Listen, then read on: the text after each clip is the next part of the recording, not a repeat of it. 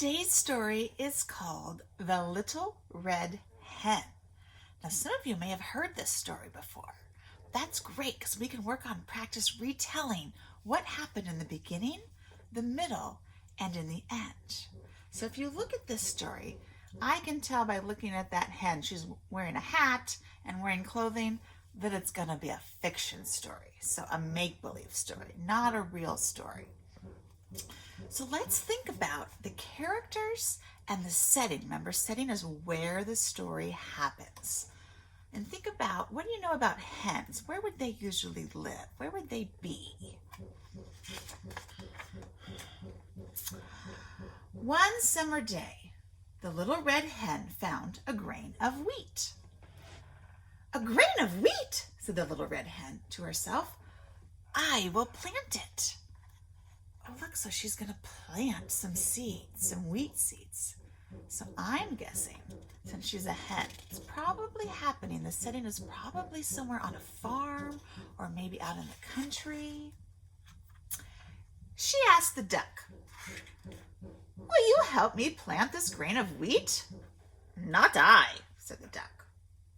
She asked the goose, "Will you help me plant this grain of wheat?" "Not I," said the goose. She asked the cat, "Will you help me plant this grain of wheat?" "Not I," said the cat. She asked the pig, "Will you help me plant this grain of wheat?" "Not I," said the pig.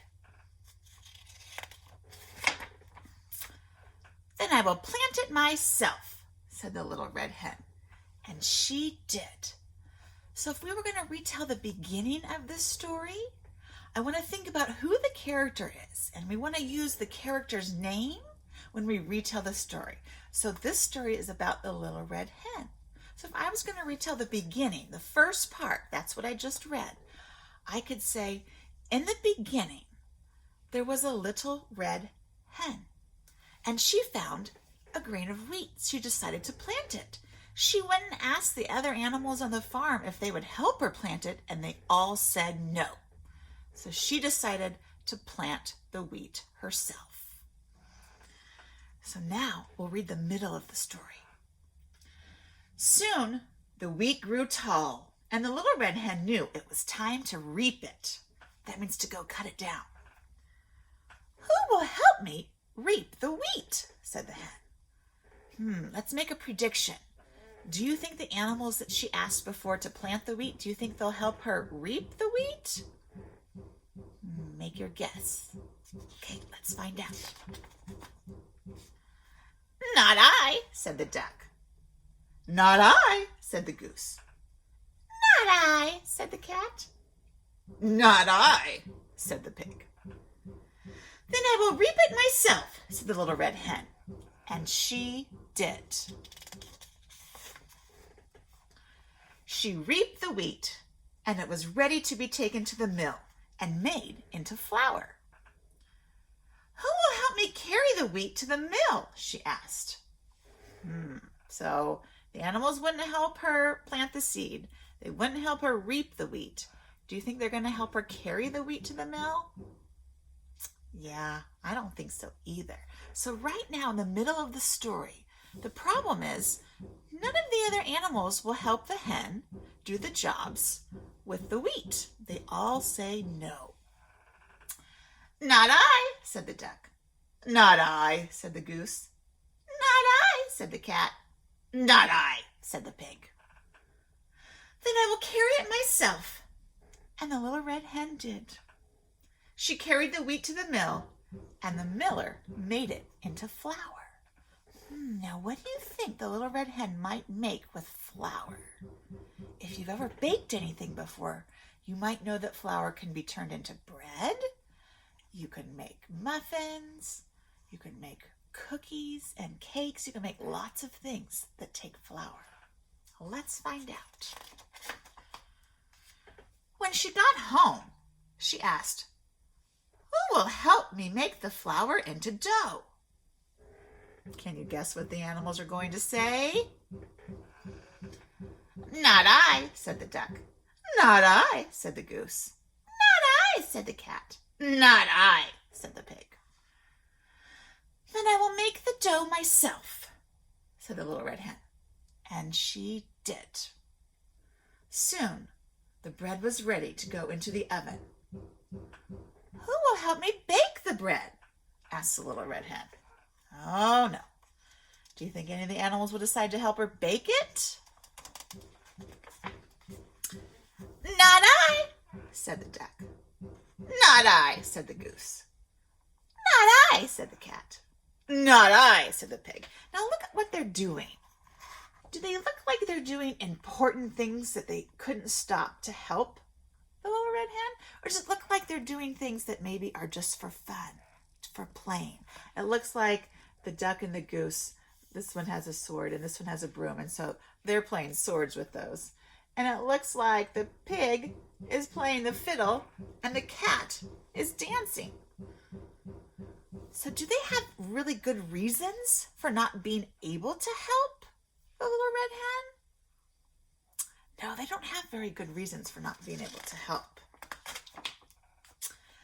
Then I will bake it myself, said the Little Red Hen. And she did. After the loaf had been taken from the oven, it was set on the windowsill to cool. And now, said the Little Red Hen, who will help me eat the bread? What do you think the animals are still all going to say no? That they don't want to help her eat it? Or do you think that they're going to want to eat this bread that the Little Red Hen has worked so hard to make and they didn't help at all? Make your prediction? Okay, let's find out. I will, said the duck. I will, said the goose. I will, said the cat. So they all come running. They stop playing. They want to eat the bread. That's the fun part, right? Eating it? I will, said the pig.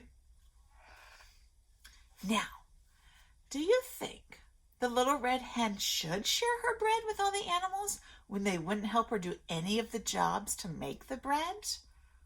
Or do you think that she should keep the bread to herself? What do you think? Okay, well, let's find out what happens at the end of the story.